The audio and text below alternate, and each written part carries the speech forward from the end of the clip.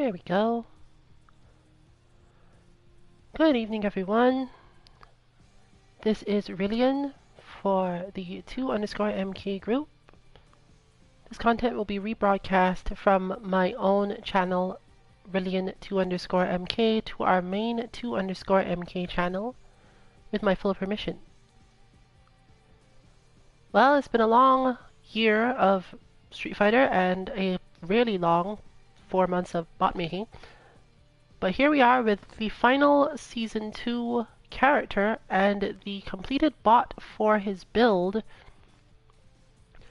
barring probably like 3 things that are more likely to go into the perfect version of the inputs if you're familiar with our bots than in the normal version, and therefore you probably will see this exactly as it is, probably on Sunday as usual. The finalization work still needs to happen tomorrow when OmniRabbit is around to help me verify the last of it on my side.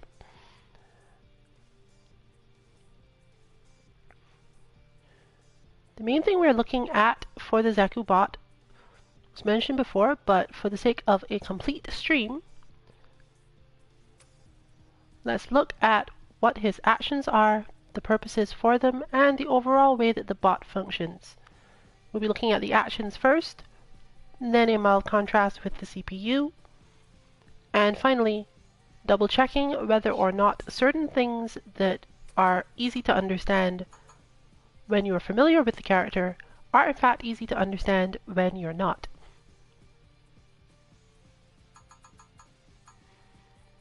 You can see the settings here. This will all be available on 2-mk.org, the Zekubot page, when it's available. But for those of you who want to try and poke at it beforehand, please note that the settings are that the player has their V gauge to auto recover, and the bot actually does not have any of its gauges except the health gauge set to auto recover. So let's look at just action 1.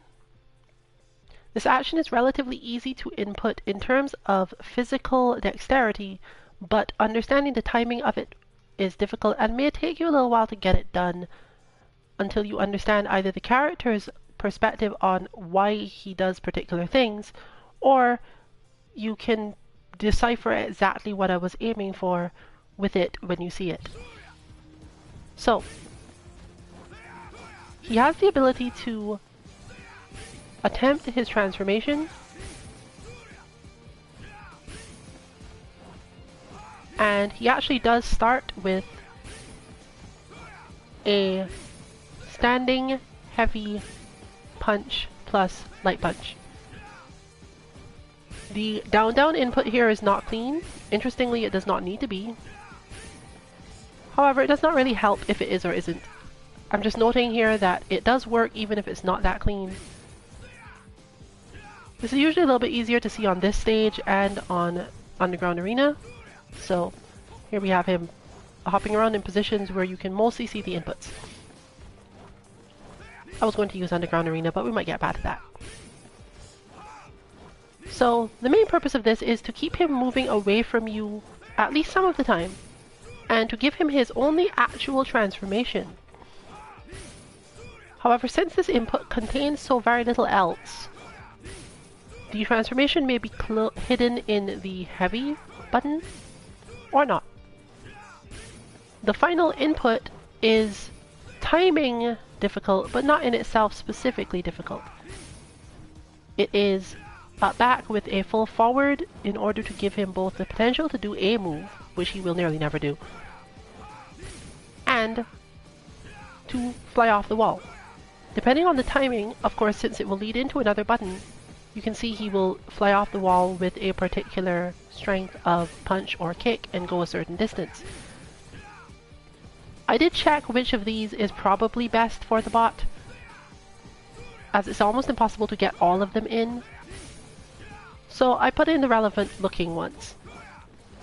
This is part of the finalization process, and the beginning and ending inputs of certain things may change, but you will definitely be able to get an experience from the bot without doing anything else particular. If you see these inputs and put them in, you should still have a decent bot even if you don't really want to input whatever comes out on Sunday. So the only purpose of that input is to cause him to jump away from you occasionally and to transform occasionally. He does tend to transform less often because the transformation is just quick enough in the initial input that it is hidden by a lot of other slower recording playing out. Action 2 is actually very simple. It's mostly a matter of him doing his overhead, doing a backdash, and using that. And the good thing about it is, as you see, if you have it perfectly right, and he clips you with the overhead, he then backdashes, which is really important. And from the backdash, he has enough to go into Graham. Now, this is not always the case because you have to be very specific about the input at the end to get that particular Graham to happen. It's good for the backdash though, so we don't actually care whether he does or not.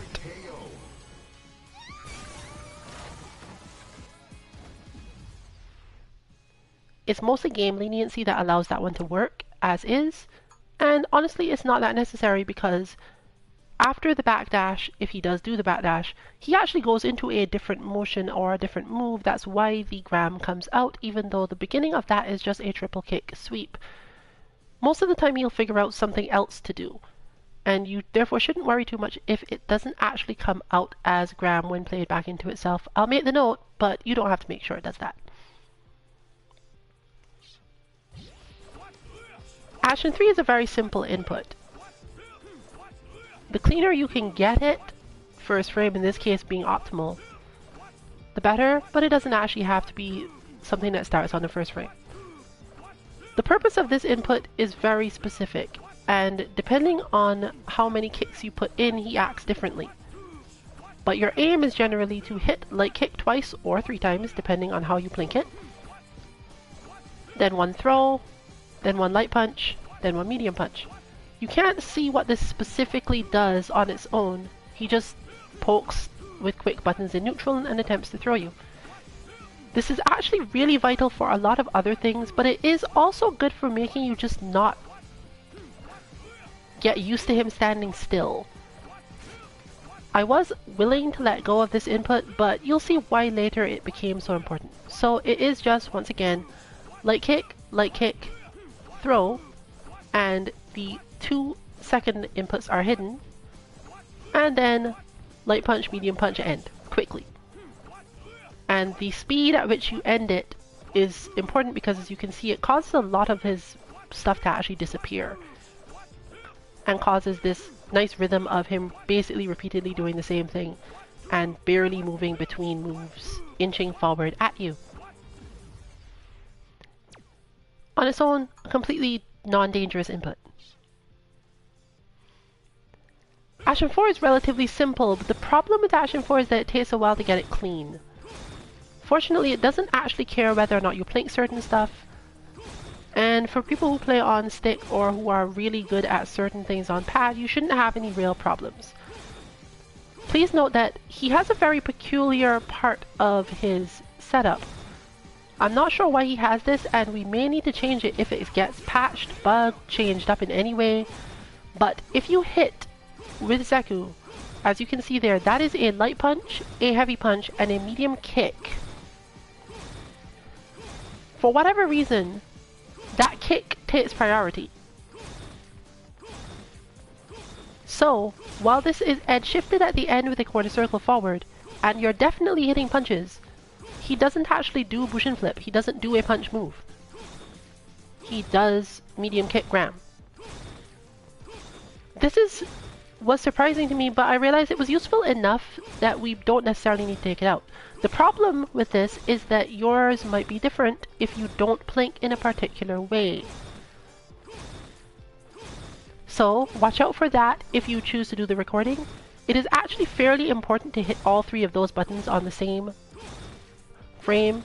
It's not as important to get them first frame because it's probably okay if he doesn't do particular things.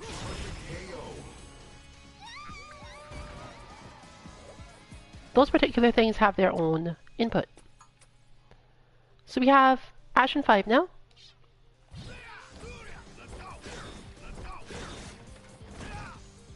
Action 5 is also fairly simple, but it's not actually recorded in old Zeku form. So in order to see it in full detail, I would have to switch him to younger form. But again, we're mostly looking at inputs here. Originally, this input was a lot more complicated. You might still see a certain complicated version in certain places, but it depends on when OmniRabbit updates his version. Presumably, he will have time to do so. So, the simple part of this one is that he is meant to do a crouching medium punch, followed by a still crouching, relatively heavy punch. This is in order to set up some target combo stuff later, mostly. And then, the hard part is that the medium punch must be let go, and the heavy punch not. This is to create the medium punch negative edge of Hosanto in his Strider form. I believe that the consensus right now is that we're going to call his young form Strider form, until someone complains about it later. But expect to hear that in the FGC quite a lot. The other buttons in this particular input are specifically so that when you do this and he ends up doing a Bushin flip like that, that around the timing that he comes out of the Bushin flip, he will be able to hit other buttons like that. He usually does the kick here. There is a very specific timing in which he will do the punch. It has to do with him getting closer to you and hitting some other stuff first, which you can't recreate in this form generally. So don't worry if yours seems to do the same move all the time. At least when you're replaying the main replay, he probably has a chance of just always doing Bushin flip with the kick. I have not given him any form of Bushin flip that specifically does the throw. And I'll get back to why that is a bit later on, but the short version is the way that you counter Bushin flip does not specifically care which of the flips he does between the punch version and the throw. The responses to those, as far as our testing, is that the response you want to make for the most part is the same, and it's only what happens after that, your own reaction to him whiffing the throw, that you care about. Therefore, I did not consider the throw to be a high enough priority to try to find space to put it in based on that. I believe that there is one possibility for doing so, and I'm considering putting it into Action 1. You may see this when we are doing the bot in general, but I'm not certain that this is safe because it may cause the input to become more difficult, as well as changing the rhythm of the bot in certain places that I'm not necessarily comfortable with right away. If you see it, good, but assume it's going to be some variant or in the perfect version, and I'll demonstrate quickly why that is. So, since some of the inputs have changed from the last showcase I had of this bot, which was basically day one, let's throw together all the things we know about the puzzle pieces, we're going to have to go a little bit more into it than that. With this simple version of Action 1, we are giving him the ability to transform at all times, so unlike most bots, this test will always have Action 1 on, even while I'm demonstrating other things, and generally, it's not very necessary to demonstrate Action 1 plus only one other action, because it doesn't really do anything. That said, here's Action 1 and Action 4 together only, and it should give you an idea of what he's able to open up with doing. So as you can see, he can transform. He's likely to transform a lot if this is only running by itself. But he has that move, he has, again, the whole crouching medium kick issue, which I've noted before. His kick takes priority in almost every situation that I can hit those buttons, to the point where he will do the crouch medium kick even though functionally he's supposed to be hitting crouching heavy punch.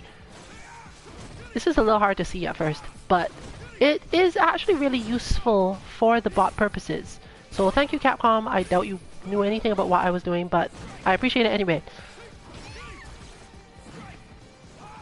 It may also be that some of the other inputs are not clean enough in terms of where the kick is, and that's why that comes out, but everything I've seen indicates that it has more to do with him hitting that instead. Because the crouching heavy punch should be a command normal in this mode, and therefore take priority, or at least the beginning of something. But he doesn't use it. So for now we're going to assume that he does in fact take priority on that kick, and again, if that turns out to be something that they need to fix, I will have to update the bot, and I'll let you know about any changes you need to make to it after whatever patch happens to change that. But as you can see, he has his run, he has Bushinsho, yes Bushinsho. What you won't naturally see easily, because he has to transform and then the half meter and a bunch of other things have to go on. And because of what I was mentioning before, even though he does have a down to forward motion with the next motion starting as 2 punches and a kick, the kick has priority. So he cannot do Bushin flip from this one. And it will only happen if you are a player who have put in your plink in such a way that the punch has come first and the medium kick therefore did not get to take priority there. This will also change what he does on his run though. It will result in a run where he basically just doesn't do anything, which is kind of a problem. It would appear that it should result in a run where he slides, but for some reason with the timing, it does not necessarily do this. I'm looking into why, but for now the behavior is correct, so we're just going to have to hope that nothing gets too heavily changed or patched. But as you can see, he's got decent defense and fairly good rushdown in this form, and doesn't tend to transform out of it that much unless you start blocking things, which is important. All of these things are... It's necessary that they work well when they act alone. If you just happen to have the sequence where the bot just plays 1 and 4 repeatedly for some reason, you mostly want this sort of thing. He will only transform if he moves away from you, and then he'll usually try to get back in. So you have to be ready for a lot of stuff.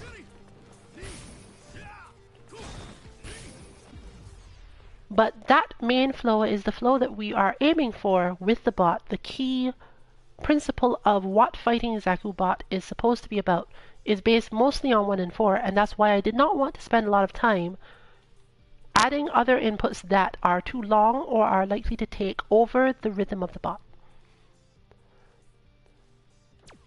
So, the other 3 inputs are functionally not going to do anything really unless those are on. So in this case, I'm just going to turn on action 2 and demonstrate what happens when 1, 2, and 4 are active. He now does have a run in which he does nothing.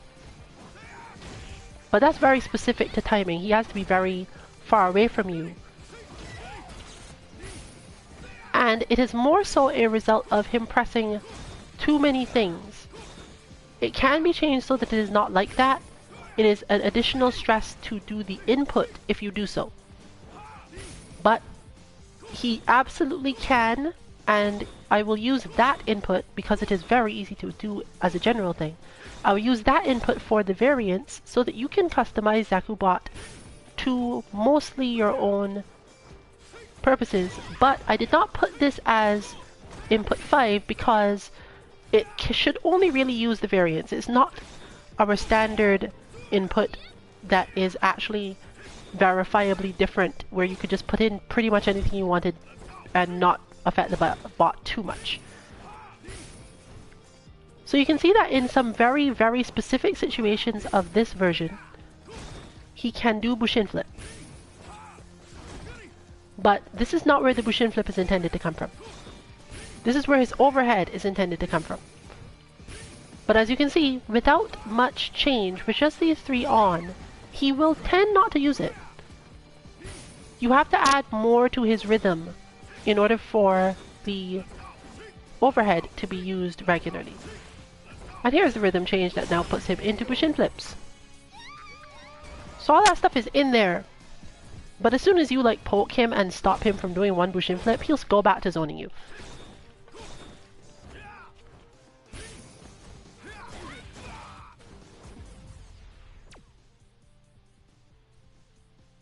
I almost had time to see whether or not that was from the other one. Oh well. Yes, it looks like it was, which means that probably if you do this perfectly, he will actually only do the standing one. But again, I'm not absolutely sure. Let's see, he spent enough time to do that. Let's check that later. So, adding this one gives him a much higher chance to do runs. But because of the specifics of the inputs, there are a lot of things I've put such that he goes from the ending of 3, namely the medium punch, in young form, into some version which allows him to do the full target combo. If you do it with action 1, he will hit at least the heavy punch version, and then usually stop, of course. And if you do it with other actions, he may do more. He does have... The throw is partially in there so that you can get the run cancel, but I definitely made sure that you have one where he does the target combo up to heavy punch, like that. And in a different action, he has the capacity to do the target combo up to the kick. He also has cool off the wall stuff that will usually make him end up safe, and he might occasionally, depending on both your timing and mine, manage to poke you after that and maybe even try to frame trap you into the target combo. So overall, he's very clean functionally from here. But he's a lot less specifically zoning. He jumps away from you a lot the way you'd expect beginning players to. But when he does change into his other mode, he stays in your face a lot longer when he's in young mode and gives you more chances to mess with him. Or you can expect him to come back in fairly quickly. And therefore you also have the ability to learn how much pushback he has on his heavy punch version so that you can figure out the different punishes that you can use. While that is not part of the point system, I figured it was important enough to make sure he had it so that you could just get physical experience with doing so.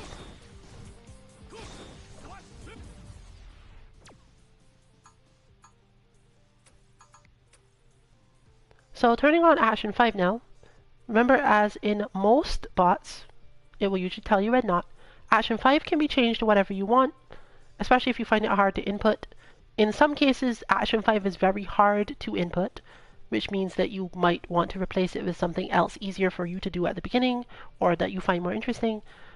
And some cases it's easy to input because there just wasn't anything too particularly complicated that the bot uses that isn't also vital.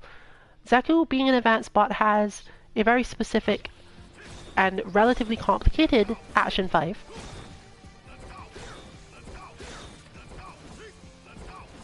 And as you can see, this is where it is this combination that allows the Bushin flip to start to shine. You start to see all sorts of weirdness come out with the flip. And while he does generally not do the fall in front version, this is because from everything we can tell, the fall in front version is not useful for teaching you much about defending from that move. That is basically your opponent misjudged the space and missed. You should be at advantage regardless. You don't need a bot to teach you how to deal with someone doing the wrong Bushin flip and landing in front of you. Therefore, I prioritize the heavy flip. However, if your character tends to stay very close to Zeku, the heavy flip might be too much, and you might need to do something else. I believe that he currently does also have the medium flip though. It's just that he's much less likely to use it. I've made no effort to put in the light Bushin flip and don't really intend to at this time. If you find a configuration in which it's useful, or you find that you play a character against whom light Bushin flip is particularly good for doing this at lower levels, please let me know which input you changed and where it should best go, and I will definitely add it as a variant on the site. So as you can see, he mostly focuses on Bushin Flip with 5 on when in older mode, and in younger mode he doesn't specifically do anything because he doesn't actually have a meaningful move. That is not to say he doesn't have anything. He does in fact have the Bushinsho, which can be very useful for keeping people out and frustrating them and being confusing because he's sort of plus. It's very range dependent and it's deceptive in that it causes you to misjudge his block stun. But overall, this is mainly for Bushin Flip stuff. So he'll stay away from you, he'll poke at you, and eventually he'll flip and hit you. The input, as I mentioned before, was it is a hidden Hosanto, which you're not really seeing because the Hosanto itself doesn't come out unless he clips you with the crouch medium punch, which he won't ever do because the crouch medium punch will always be hidden in something else with this particular setup. But it's not really there to cause you to deal with the crouch medium punch. It's there to occasionally surprise or confuse you with it. But that said, there is one way to cause him to do that. And I'll demonstrate that now by turning on 2 and 5. So now he should have his overhead and so on. Functionally, it is okay to turn off 4 for this demonstration, but again, note that he won't actually do his job anymore. He'll sort of zone less, flip more, move about. Mostly you have to punish the Bushin Flip or stop the Bushin Flip to cause something else. So he moves away, but he doesn't actually zone anymore. He still has a little capacity to do it, but the flows generally won't lead to it happening in this case. He would do it there, for example, but he becomes much less likely to do it. Just as he becomes relatively less likely to do the straight heavy kick. But you can see that the Hosanto starts to show up, and so does that. But generally he won't zone you out in this mode because he is trying to do a bunch of different stuff that prioritizes and eats up a lot of the inputs required to do the actual zoning.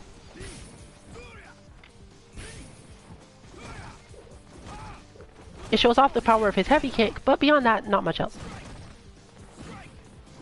Interestingly, even though he has a slide and a sweep, because of the setup now, you will nearly never see it because, again, it has a lot to do with rhythm and what is required in the bot to be on.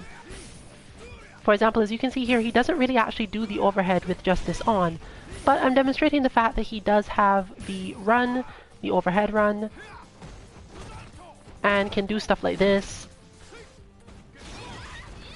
That tends to get relatively delayed, but you can see that he still has some good ways of dealing with this. So, let's turn them all on and give a brief demonstration of the full system. I will not go into the points yet because I want to talk about the points after we've talked about the CPU version of Zeku. But you can watch his rhythm as a general thing now. If you're a very offensive player, it may be easy to deal with younger Zekubot because he's not really he doesn't defend himself enough that you have to get anything out of it. You can just hit buttons and he'll generally be in a position where you will win out because his stuff is slower than it would seem, and even this is technically true even if the CPU is playing. Fortunately, with everything on, he transforms less because obviously there's less times that one is used. And you have to actually achieve certain things to trigger the transformation. Finally, because his rhythm gets weird after he transforms, he has a high tendency, if you don't actually poke him, or he doesn't do a forward move, to transform back. This is actually easy to input and you shouldn't worry too much about it. If he transforms, he has changed his own rhythm to the point where he will most likely transform back if you don't manage to hit him or he doesn't attack you before the time runs out. So you get to spend a lot of time against the zoning version. The pressure is actually dangerous still, but you don't need to care about it enough to actually care. Just note that overall, the rhythms that young Zeku creates automatically cause you to transform back. And this is not a difficult thing to input in terms of the bot's rhythm, it just happens on its own.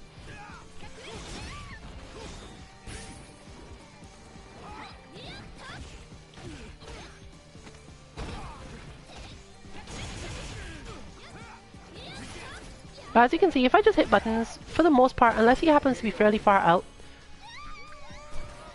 or you're playing footsies like that, which is actually part of the point of the bot, you don't have to worry about much. The older form, it depends on your normals and how long they are, which is actually the point, so it shouldn't be that big a deal. If you just hit like medium normals in neutral, even like this poke is actually a little bit ineffective because I can hit him with it multiple times, but he'll try to get away from me as soon as I do it, or try to counter poke as soon as I do it.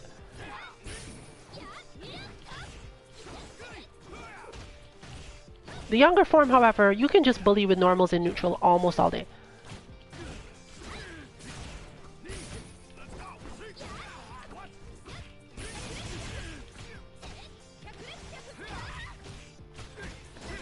This is relatively close to how we expect people to play Zeku in young form early on, and he also doesn't have a lot of really great buttons for making that not happen to himself. So, I didn't bother trying to overcome that particular weakness of the bot at the time. But as usual, if you can find a particular way to do it that doesn't disrupt too much of the other goals, let me know. I'll be glad to hear it. So, let's go into what you can use the bot for relative to what you can use the CPU for. Our experiments with CPU Zeku so far have been terrible. At level 8 even, he is completely useless. His AI is so bad. I mean... Or... it's built around the way that Capcom designs the AI. As you can see, it has the ability to read your inputs, it has the ability to very rapidly do things that you should not, that a human generally won't be able to do, and you should not be able to do much about. But, because Zeku as a character is based so much on moves that aren't necessarily safe, or safe enough to do much with, he can't really bully you the way that like Nash can, for example. Even his normals don't do that. His defense is relatively poor. And because of his specifics of his moves, you can trick him into doing a lot of things that the CPU shouldn't sensibly do. Like that. You could just literally practice your frame traps on this character. Not to mention your whiff punishes. Just don't jump too much, because obviously he can still read your inputs, he can still do a bunch of terrible things to you. But his startups are so bad for this particular thing that I can literally beat him by more or less pressing light kick all day. If I'm in range, it works, but if I'm not in range, you will eventually get hit by something like that, yes. But I strongly suggest you test this out for yourself and see if maybe he helps you more than me or OmniRabbit or anyone else who's had the chance to get a good look at him as a character. He doesn't have a lot of great punishes either, so it's relatively easy feeling to mess with him, even compared to other CPU characters. And he doesn't do a lot of pressure, so you don't really have to worry about it. It could be that I have a character with very strong normals, or that he's just meant to do stuff like that and win in CPU mode mostly by doing big damage and capitalizing on the fact that the CPU can read a lot of your stuff to do all that damage. But again, as bots are generally for people who are not experts at this game, unless someone you know with personal experience can show and tell you some other reason, which I assume not, otherwise you probably would get help from them in the first place. If you're one of those people out there who's trying to do your best to keep up without a strong scene or so on, and this is why you use our bots, you can take my advice as don't use the CPU for much.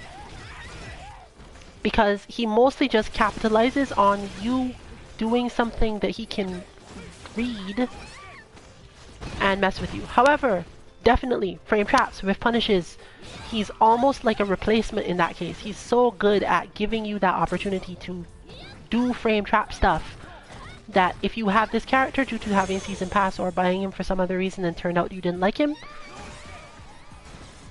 we don't have a bot for frame traps because a bot can't teach you frame traps, truly. Because a bot will is never really trying to do a specific thing to trick you by doing such things. This is the character for that. This is 100% the character through which you can learn all your cool frame traps. At worst, he'll block them. You don't have to worry about basically anything else except maybe like, I presume his EX upkicks, but given the settings that you use for the character, for the bot, if you decide, okay, I'm tired of fighting the bot, time for frame trap practice, you don't even have to change your settings.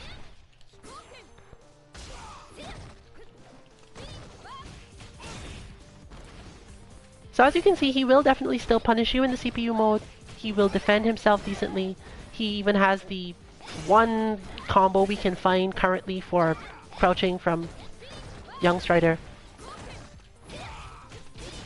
But overall, as you can see, the CPU does not in any way attempt to do the thing you are trying to learn and what we are expecting most players to do. We are not looking for how to keep yourself from taking damage, and if you were looking for that, then yes, absolutely the CPU is capable of teaching you that. It will use its own frame traps, it will force you to come up with cleaner ones for yourself or better block strings. All of those things are 100% possible with Zeku CPU. And that part of the matchup is therefore covered. And of course, I built the bot to cover the part of the matchup that the CPU will not give you. So, you shouldn't really worry too much about the fact that he will still basically kick your ass sometimes, because he's doing so on a different level of play than what you are probably looking for. He does it by reading your inputs and doing damage heavily, but as you can see, he doesn't even really anti-air that well. And it's not really that the CPU can't do that, because I'm sure you've all fought that terrifying Nash CPU who will basically EX on its scythe you out of anything. But despite having Graham, he doesn't tend to make this, presumably because the CPU would then have to have too much information. It would need to know what characters are able to hit it in different ways. And reading inputs alone, unless they put a lot of effort into it, which I don't think they did, is not really going to work for that particular aspect of the character. That's the most you'll get out of an anti-air. You have to make it super obvious that you're going to jump in a very specific way for this CPU to do a whole lot of anti-airing. Which, if you can find a use for that, then by all means do that too. But as you can see, he goes back but doesn't change back into older Zeku. It's just not a strongly useful experience unless you are finding you have a lot of trouble defending against the younger form and can't do anything from there.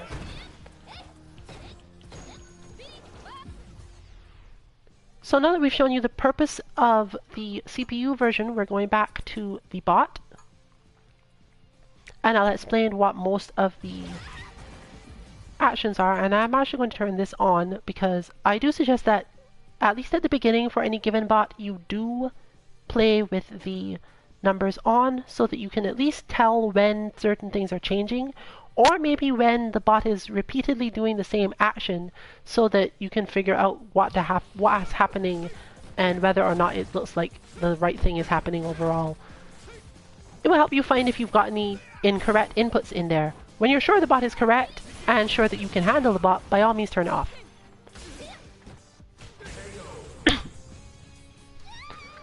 So, we're moving on to the point system. The point system is fairly simple. While some characters are able to punish Gram, and I strongly suggest that those characters learn how to deal with various forms of Gram, this is not part of the points because it's not only not universal.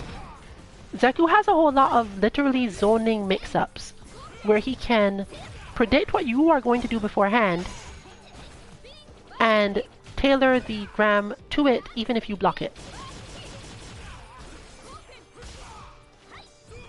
So, what you tend to need is not so much how to deal with Gram other than not getting killed by it, but figuring out how to get in on him when he has it as a main option. That said, as with all bots, there is an easy form of what you're supposed to do, and the easy thing that you're supposed to do against this bot is punishing things like his slide. You can count it as either his sweep or his regular slide. However, if you give yourself points for punishing regular slide, you tend to get the points too fast, so I didn't actually give this as a point system for most characters. Once again, there may be a variant, but I also suggest that people use their own point systems at least somewhat to get used to what they need to. Just make sure you're replacing something of relatively similar shape. However, he does occasionally sweep, for sure. And you have to be ready for when he does sweep, because old Zeku's sweep is only -8. And for characters who are used to being able to hit very slow buttons on sweep, it's very likely to be confusing and probably stressful for them overall to actually face his sweep, because it's also not very obvious. It's one of the least visually distinctive sweeps in the game. He will be able to do it, and by the time you recognize, oh right, that's his sweep, in the old form, you're not really sure anymore. The younger form has a sliding style sweep, like Guy does from other games, but he also can change how difficult that move is to punish by the distance he does it at.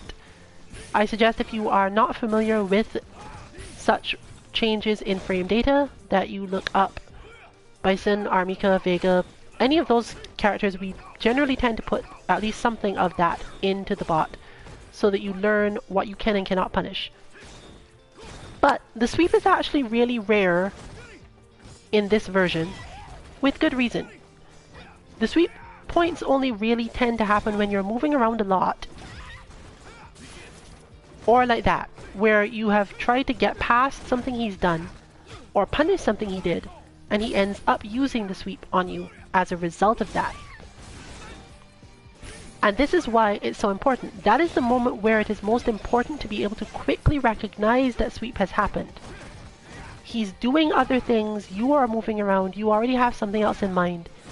That is the precise moment that a player is likely to hit sweep. That's when they feel comfortable hitting sweep.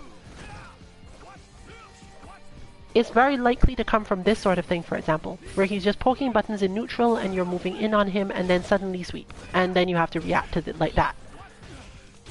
And as you can clearly see, I failed that because, again, it's not distinctive, it's very fast, and it's not particularly minus compared to most. So you realizing that it's been done might not always be easy.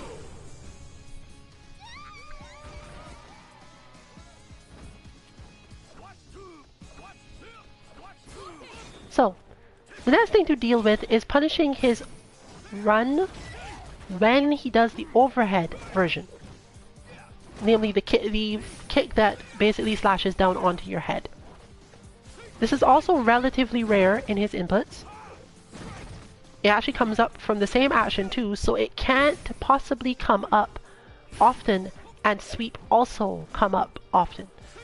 In this way, I've somewhat limited the speed at which you can get points, but that is the move you're trying to punish. You have to get used to that very quickly, especially since the pushback is different, and if you wait to see which one he did, as in you only react to it after you've seen him do it, you have other issues, namely that he can do slide instead and is relatively likely to. So once again, you're faced with the, oh, I have had to make one choice decision as to how to defend, and then having done that, now I must recognize what the defense was against, realize that I managed to defend correctly, and now I still have to get it the punish right, otherwise he's just in on you, he's gained chip or whatever and you gained nothing. So you have to be able to respond in time to do that. The other note, obviously, is that that is plus. Well, it might not be plus, it might be safe, I need to double check it. But you definitely can't punish the ES version. So that's your aim. You're aiming to do something approximately like that. You'll note, if you're very careful, and depending on your character's ranges, not all characters have this issue, but technical characters tend to. The punish for the slide version of his run is very slightly different sometimes. Because the slide can be started early, clip you at a different time, and he will end up at a different space. This is not often the case, but the bot has been given the ability to do this at least a little bit. And finally, of course, he doesn't have to do that. He can just do that instead. He can stop and throw because you didn't realize you were waiting for the move to finish. You were waiting for him to do the overhead, which you could mentally say, okay, I'm ready now, and then you get thrown or clipped or something. He also can delay it like that. And this is more problematic actually because it leads you to try to hit something because you're reacting to the fact that he hasn't done anything yet. But throw does not actually work on this. At least I know for sure that there's some frame at which it becomes airborne enough that him running in on you and doing that, and you go for the throw, it will just not work. If you try to throw him on reaction to the run stop, the bot may also get to kill you. So this is there to keep you mentally aware of many things. He's a very straining character mentally. Because you have to track which mode is he in, what is his probable game plan based on that mode, what is my optimal punish based on the move he actually ends up doing when he comes in close to me, and all of these things matter. So in my case, for example, he's now replacing Nakali as that thing I use to practice that, using that combo as a punish. It's a little bit harder. I really need to work on it. But that, all those things tell you how to deal with either old form in an unconventional position, or younger form dashing in. He also has the overhead, which is universal, but he does not use often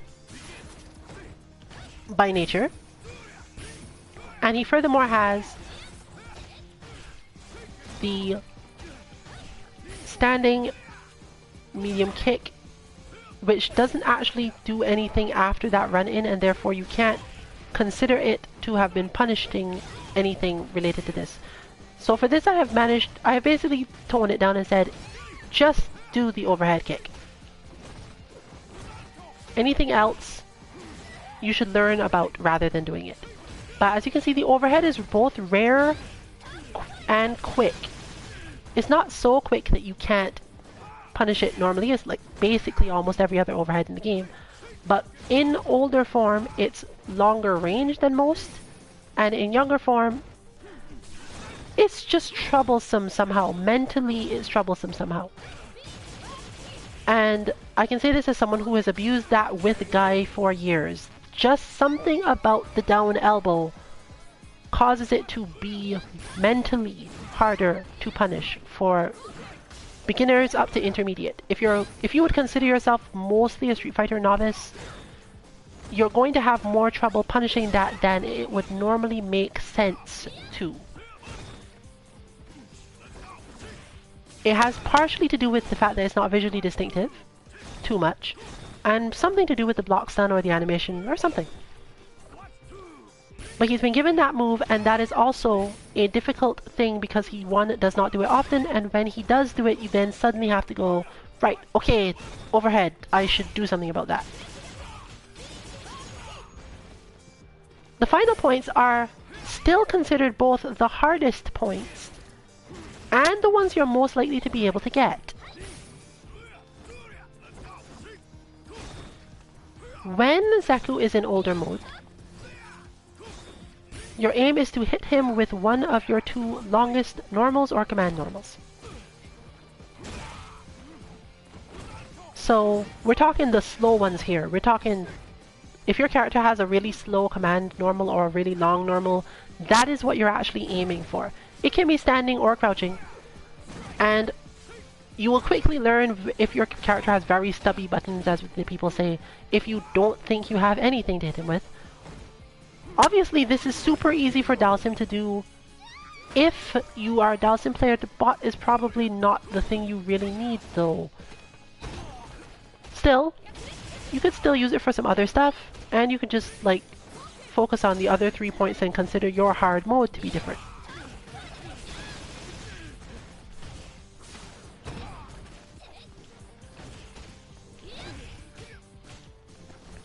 So here we have the main thing. Chun-Li's longest pokes are her stand heavy punch, and since we are counting command normals, even though this is quite long, it doesn't hit crouching. So you don't generally have to count your moves if they don't hit crouching, because that's just adding extra work. However, if it's really effective, you might still want to do it. But it's this, and again, since we're counting command normals, her forward heavy kick, which is this hop. Well, if he gives me the chance to even do it. As you can see, younger Zeku likes to stay in your face a lot more, at least some of the time. Because again, his rhythm changes. His rhythm changes such that you're more likely to get pressured. But you're aiming to hit with that move in my case.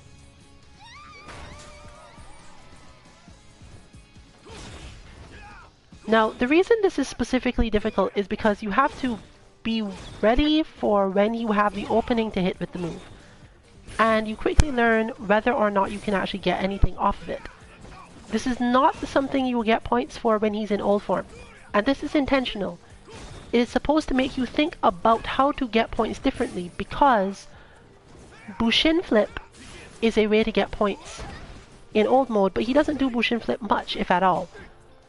He obviously has time as he can, but in a regular rhythm he almost never does it. So the aim is to change the way you think about the matchup and the way you think about getting points, depending on what mode he's in. Now, most of us could just throw fireballs at him, but while the bot won't stop you, players totally will. So here I'm looking for that moment, and look, I missed because he happened to Bushin Flip right then. And again, nothing. Now he's changed mode, and now I can't get a point that way, so okay, no, wait, now... Ah, point! Oh, no, no point. You do need to do the full punish. No point because that is not actually the overhead version.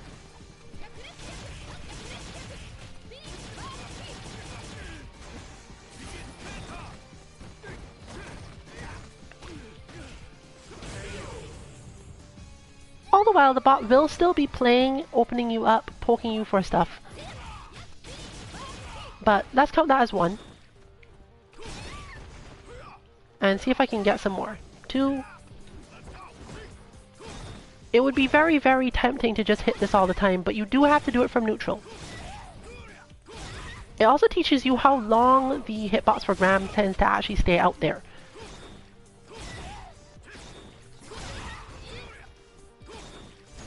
Two. And now I have to change the way I'm thinking about the match again. Until he changes back, I have to figure out something else. And as you can see, I can't actually use that on his heavy punch version. And there's the overhead. Oh well.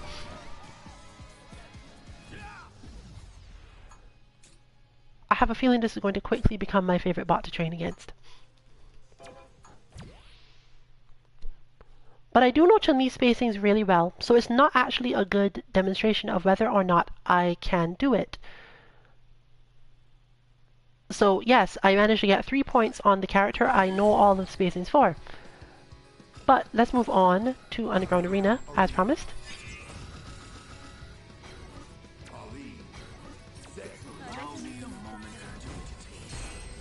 And to the character that I really would like to learn some normal spacing on, because her normals are not that long relative to things.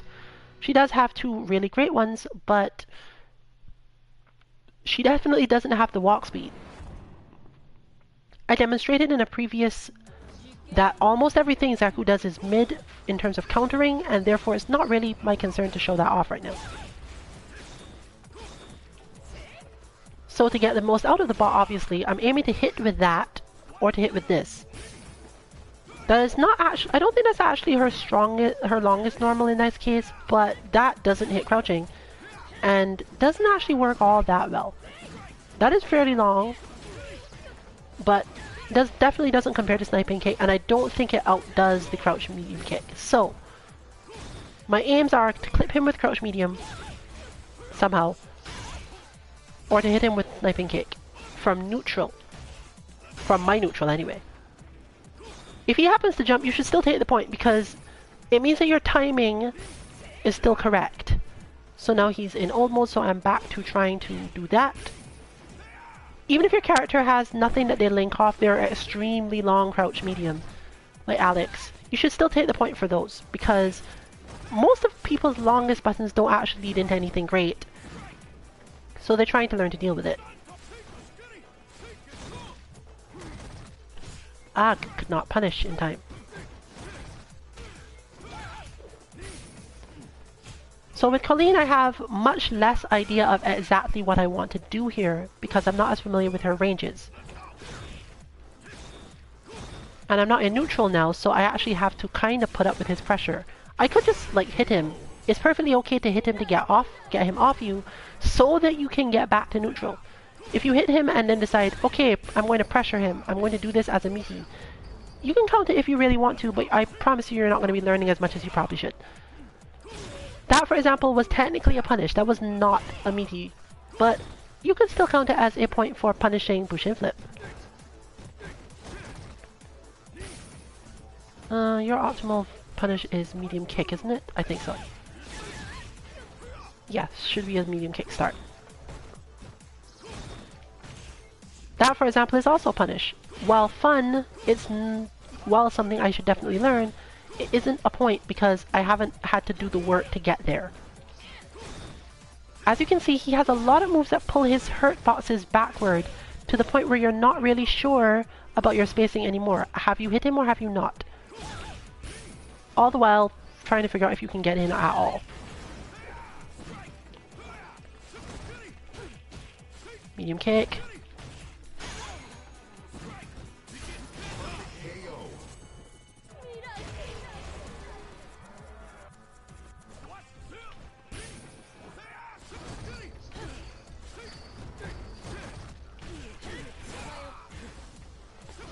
That's the basic bread and butter style punish that I'm going to have to deal with him on for now.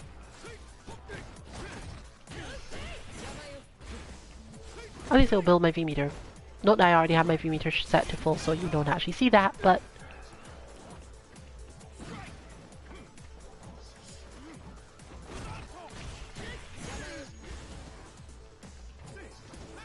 And as you can see, this is why I won't give you points for anything but the overhead. He does a lot of running. So you do have to care about it. Okay, mentally switch again, and then mentally switch back once more. Should have responded. Obviously you can, at first, learn to deal with him just by doing only the things that give you points and relaxing through the rest of it, as I'm mostly doing now.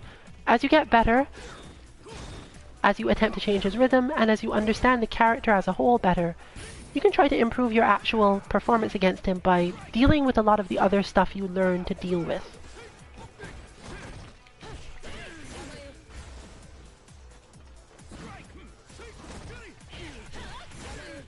I should really learn to do that input more cleanly.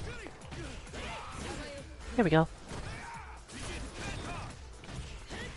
Now note that while he does not defend against that, you shouldn't actually punish the EX version. But you should always hit the button anyway.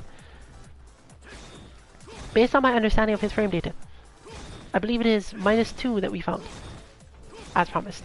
So, the button you hit given that he has one 3-frame normal and most of the time you have a punish that will sort of work, in general, you should hit it. I'll add something to note that Hosanto is actually effectively safe, and even though the bot will allow you to punish it, you really shouldn't.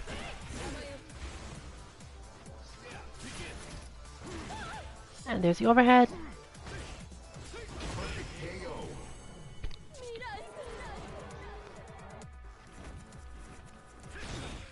One. Two. I'm not actually sure about that one because that might have been at the very end of Graham.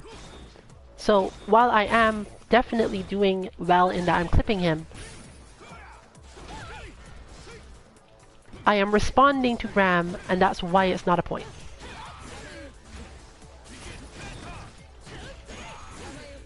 As you can see, that ends up being a counter hit. He does have the capacity to hit certain buttons, so it's not as if it will be useless. But you should always hit buttons if you have a 5-frame normal to hit there. And he should always be close enough for you to hit a 3-frame or a 4-frame and you'll always be fine. So it's actually okay to always hit the button, but you only get the point if it's non-EX. Because beyond that, it probably isn't actually a punish and it's just a counter hit. That said, we're not absolutely sure yet, and maybe we will give the point for punishing the ES version just because you're doing the same thing, you're still identifying the correct response and having it.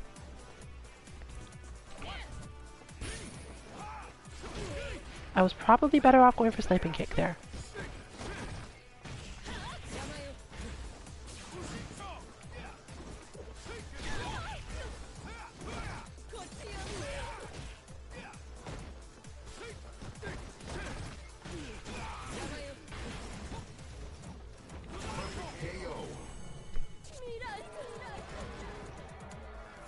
So again, it's about mentally changing the situation, recognizing that Graham pulls his hitbox back far enough that your pokes won't work at exactly the range you expect them to, defending against stuff like that correctly.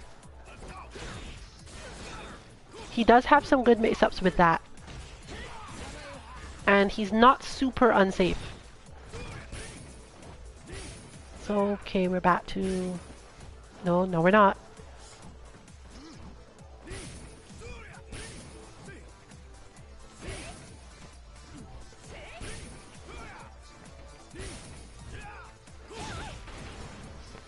He's also, of course, intended to be frustrating enough to get on your nerves and make you make mistakes that way, which is actually how the character is intended to be played, at least somewhat.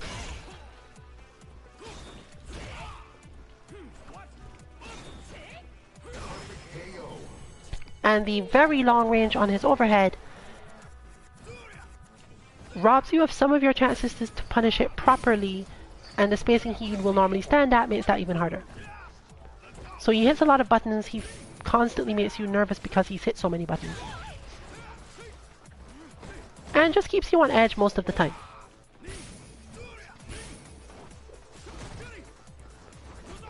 I will also note that he is probably, if he spaces it well enough, good at making you move in on him because he changed form and then changing form back before you can do anything about it. Which, against the bot, will just rob you of a point. Against a player, might result in you dying.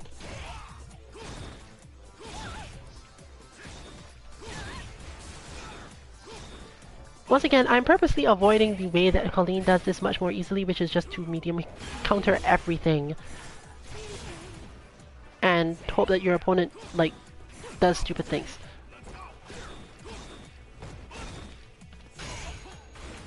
With a very perfect form of the input, he will also get the up kicks, as you saw there. We were having a problem before with making sure that he had enough specifics because the way that he doesn't have a lot of medium kicks to do that with, and it was looking like a problem. But again, Capcom has unwittingly or wittingly, maybe, helped us out in that Zeku's heavy kick is actually his air invincible uppercut move. So I don't have to find a space to put in the medium kick in order to make this work.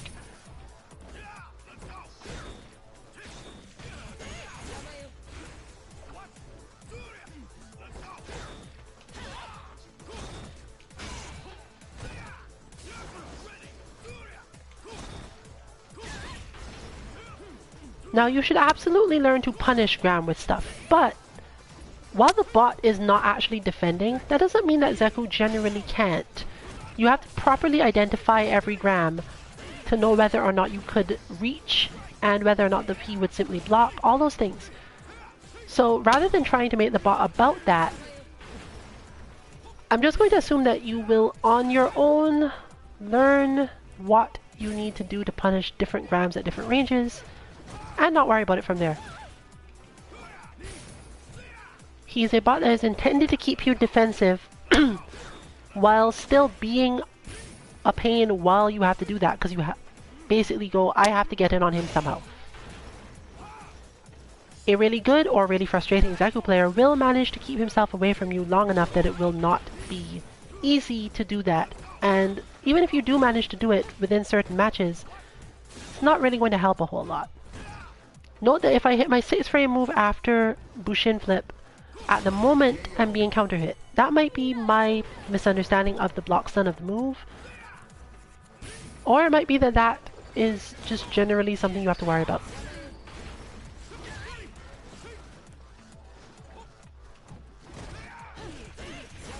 That counts as a point because he was actually doing his regular slide punish thing.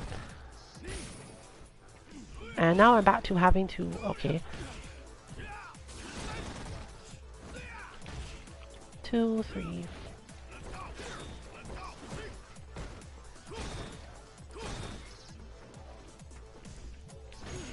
4, 5. You can in fact count entirely whiffed Grahams if you want. Because usually if you do that right, your opponent, you'll know whether or not you would have gotten an opponent, truthfully. You would basically have tricked them into thinking you might have jumped. They'll do the anti-air version of Graham, and then there you go. As you can also note, it becomes a little harder to deal with him if you can't mentally change modes fast enough, because a lot of us have characters whose relatively good long normals are crouching. And this is a character who has enough overhead stuff that you probably shouldn't crouch a lot. In fact, my suggestion still is that you not really crouch block against him too much. You basically should stand block most of the time. It will give you more success overall. Your opponent will eventually start trying to take advantage of that and cause you problems, but it's better than having that happen. The slide is a much less terrifying prospect than some of the other stuff you can come up with if you let him get in on you with overhead stuff.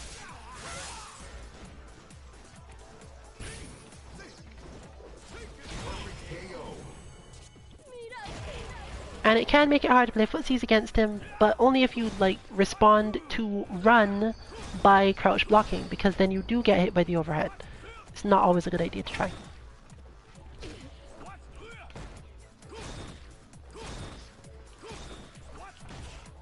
One, 2. Note that he completely recovered from the first Graham for that. And this is also part of what it's intended to teach you. To see them do the regular Graham on the ground, recognize that you're in range to clip them before they can start another one, and attempt it based on the spacing you're at. The bot is supposed to be able to eventually hit a different button instead of doing Graham again, and he can actually do this, but I was unable to make it rare enough to be a problem. However, he will respond if you try to dash in on him, which is why you do have to still do certain things. I'll explain or demonstrate shortly.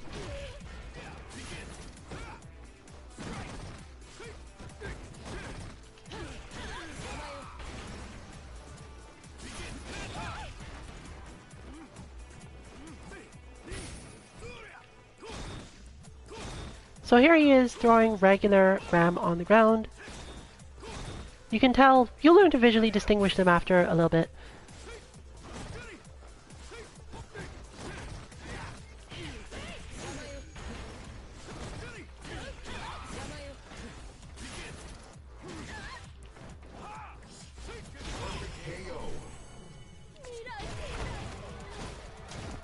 But again, the key is, let's assume that he does regular Gram, and I try to dash at him. Unless he transforms, you're probably not going to get much out of that.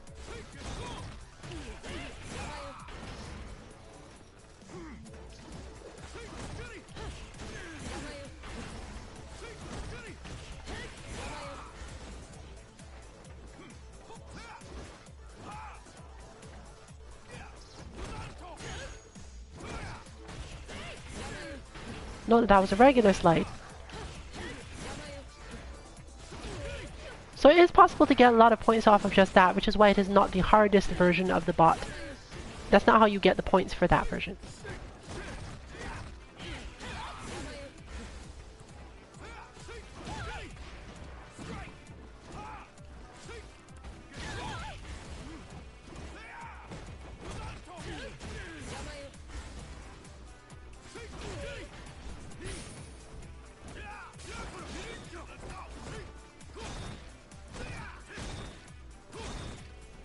So we're looking for, yet again, grounded Gram, but as you know, if he realizes he's in a quote-unquote bad situation, and this is something that is partially programmed into the bot at least, if he can't keep on whiffing Gram at you, he generally transforms back fairly fast.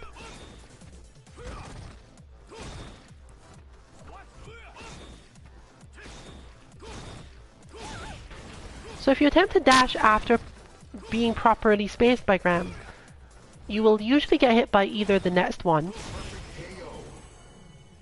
or you will get poked by one of his punches.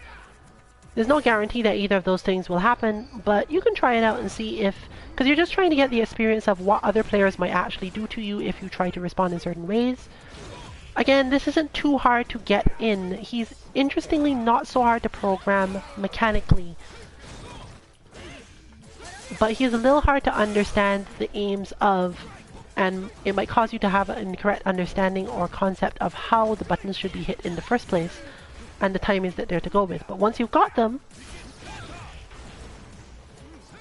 it's not as if there's some super strict timing for recreating this scenario. And as you can see, grounded Gram leads to me having to try to get in some way other than dashing. Note that Colleen's dash is slow-ish, but she does represent the average, whereas with Chun-Li, if I had tried to demonstrate this then, I might have gotten away with it far too much and been misleading.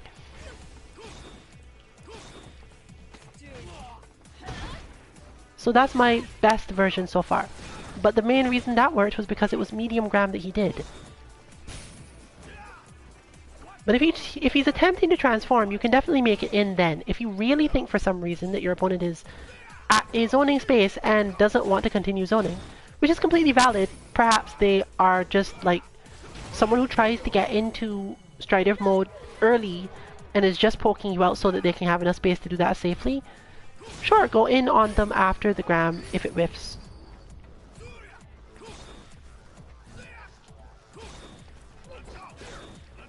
But do be careful, because it does not always work out in your favor.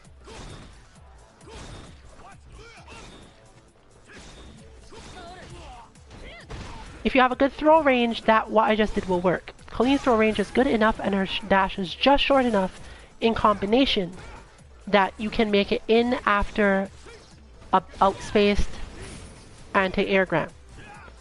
Note that this is not true for most characters. Please do not torture yourself by trying to do that particular thing.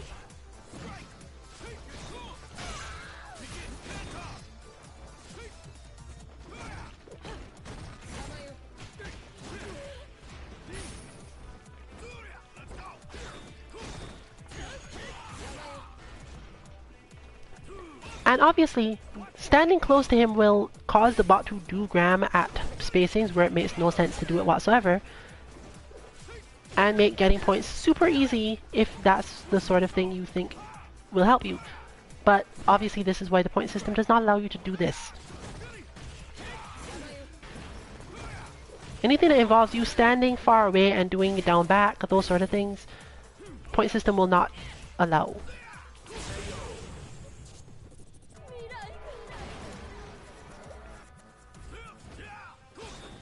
So, final thing to show off in this case would be, what if you really absolutely only want to practice against old Zekubot? Well, this is simple because the only thing that Action 1 is really for, now that I've changed it up, is to make him transform.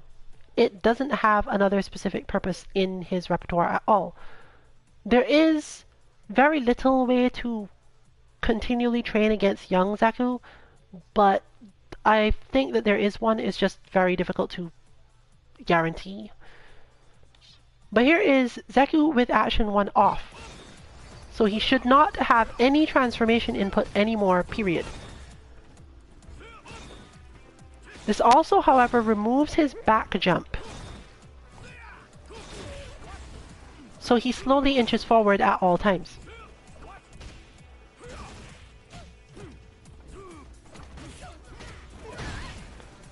And this is the primary flaw in the way he's set up right now. Because if you're playing against the sort of player that constantly jumps away from you, it's very different from then dealing with this. However, it is useful for teaching you how to handle him at close range.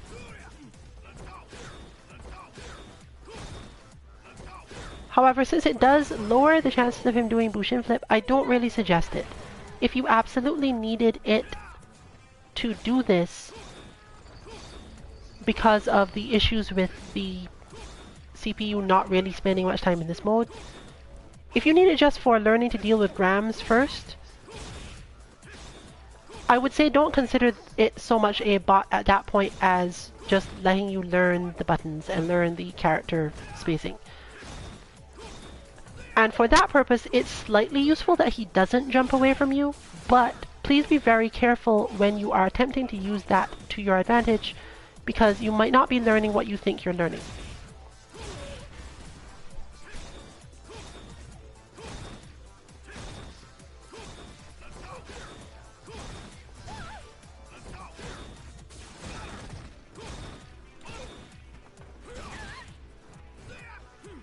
Now, the final aspects of the character and reasons why certain things are not in the bot, in order to help you if you decide to mess with Action 5 or the bot in general. The bot does not contain Zeku's V-skill. After finding many places to put it, we recognize that all it really does is make him change modes more often and combos. And while this is super useful for the player playing Zeku, it really doesn't have much bearing on you, the player. It just means the exact same thing. You learn when to change the way you're thinking about the batch. But since this is almost always going to knock you down, you have plenty of time to think about that at that point. I think once you've trained against the bot that can change often enough, you won't really be thinking about, oh, is this a timing he wants to change or not? You should be able to discern when he's likely to want to change based on something else.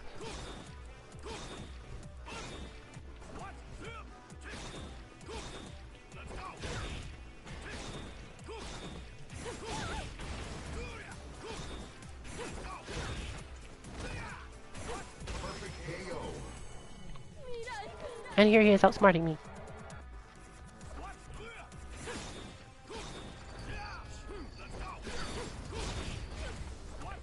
Actually, I'm pretty sure that's Ariel.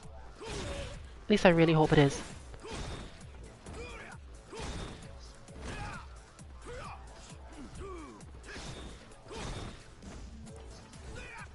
He will also, of course, sweep more, so you'll get to see more stuff. He will also tend not to do the punch version of Bushin Flip, however, because the Action 1 is what causes the other ender. That said, he shouldn't generally be close enough to you that you care. Now, as for his V trigger, the amount of effort I made to get his V trigger in here in a way that makes it useful was about enough to see if I could get him to do any cool long combos or just good finishers. I gave up on this. It's not that it's impossible, but there's too much other stuff in the bot that probably should not be sacrificed in order to get it.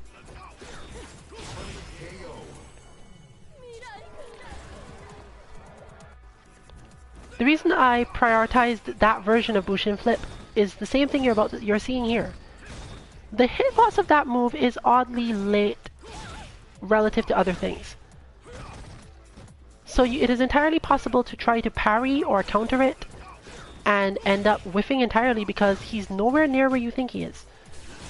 He's not there yet. And that ability to trick people into doing their quick anti-air buttons early and then hitting them on their recovery is yet another power that he has. So in terms of determining should I prioritize teaching you to deal with the cross-up aspect of Bushin Flip or the delayed hit confusion of Bushin Flip, after watching Omni Rabbit, I decided that we should definitely stick with this version. Fortunately, it's already this version. It was already designed as this version, but he does still have the punch. He will definitely do it if you leave him in full mode where he can change. But if you, for some reason, as I said, want to just train with old Zeku, that's how to get the training for that. He'll do Bushin Flip, and usually the timing will be such that you think, okay, I'm going to anti-air, and it's not really that you can't anti-air him, it's mostly that the anti-air button needs to tend to have a long amount of active frames, and your timing has to be such that you'd probably hit on the first. You can't just hit your quickest anti-air. Anti-air jab is a very, very quick way to die against Zeku.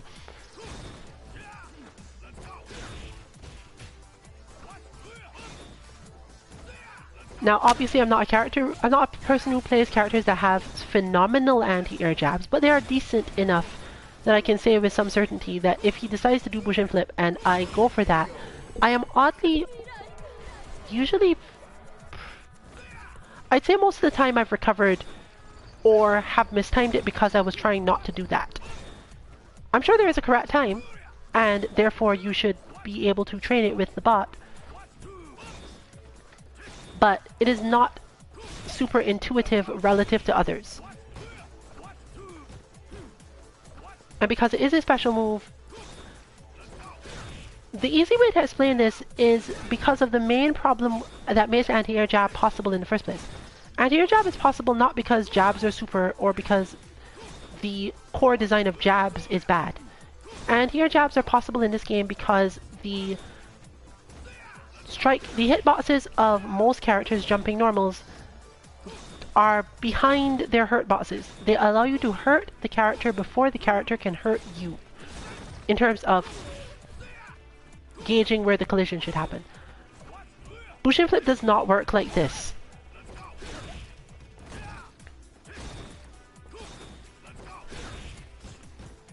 You cannot you have to be in an extremely specific position to hit Zeku before Zeku hits you. However, it can be done with certain very good real anti-air normals.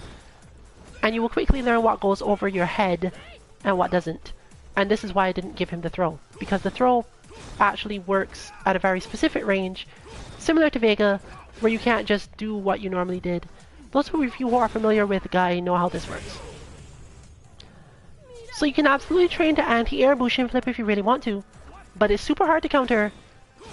Fortunately, he takes long enough in the air that most of us with decent reactions can react with our slower, stronger anti-air button without worrying too much, except of course if that button has a tendency to go under him altogether and we need to find a different one. But at the range that we're dealing with here, most of us don't have that issue.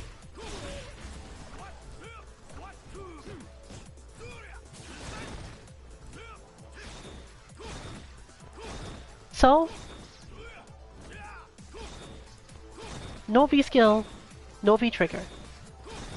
You can probably assume that, unlike Manat, who has the chance to at least like miss it and you have to deal with a bunch of other stuff, or uses it to get her damage and therefore you have to think about it all the time, Zeku is more likely going to use it for cancels that you can't do anything about, or at a timing where he's punishing something. You're already dead.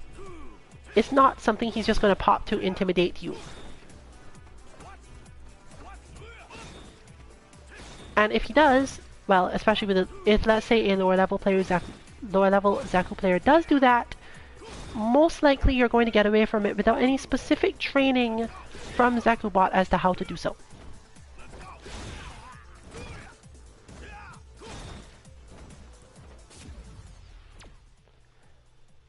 As for how to end up fighting only young Zeku, this is again really difficult to do because he doesn't have a way to turn into young Zeku form unless you give yourself infinite health meter so that he doesn't roll over. But regardless of that, if you give him one transformation, you've given him both transformations. There is no way around that. However, if you play without action 2 on, something interesting starts to happen. At least that was my finding before, and I hope it's been retained as well as it can.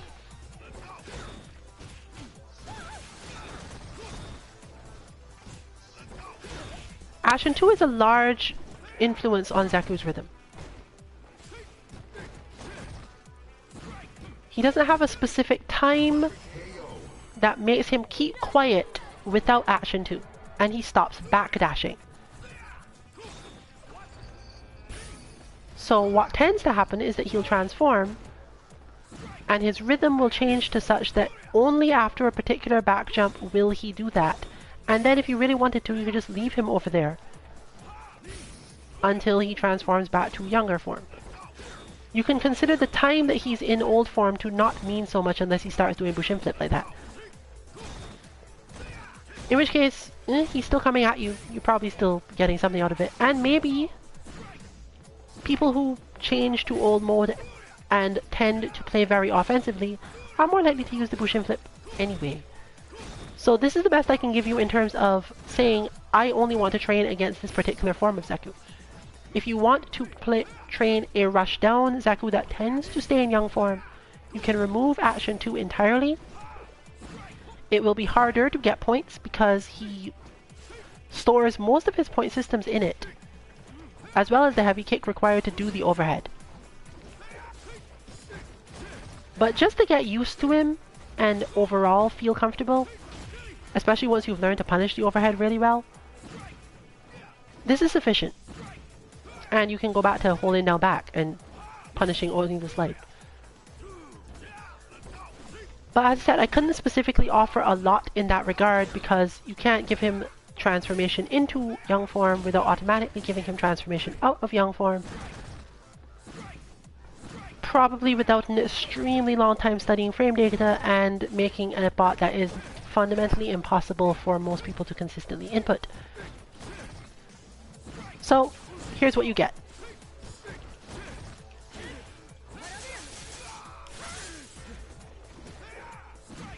So with that said, that brings us to the end of bot creation for this year, unless we realize that Sagat is out before January. But I don't presume for any reason that characters will be released before Arcade Edition, because that would be strange.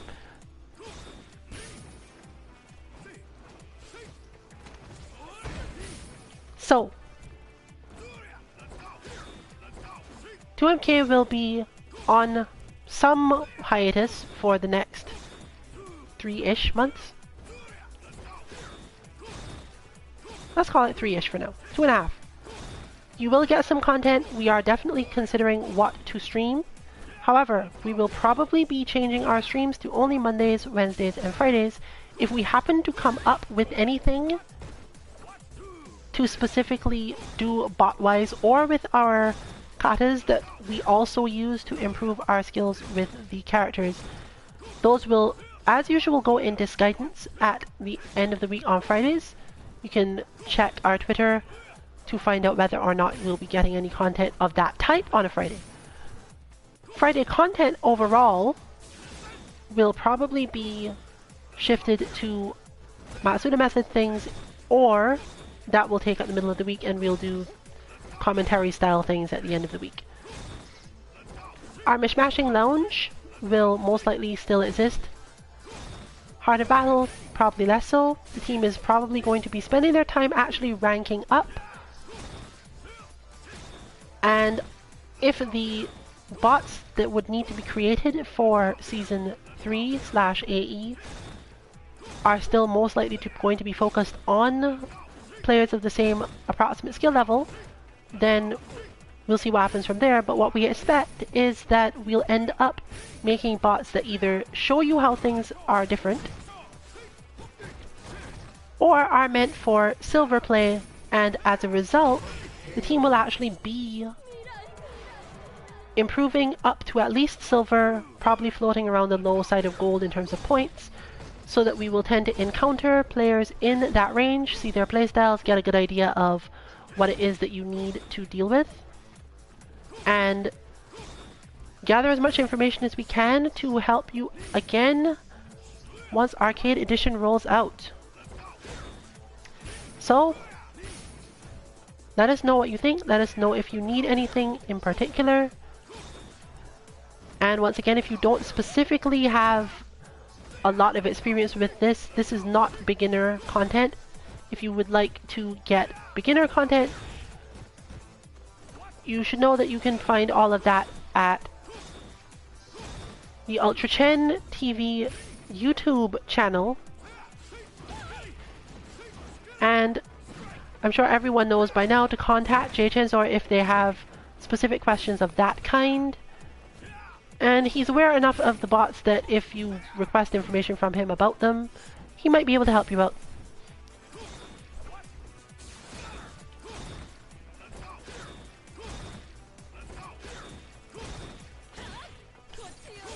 So we'd like to thank Zeku for making his appearance on time.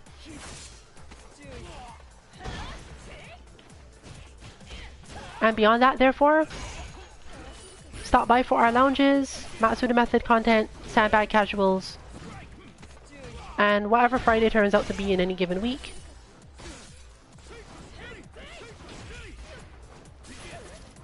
But you should not be expecting to see any new bots until next year, and content to be added will be announced on Twitter.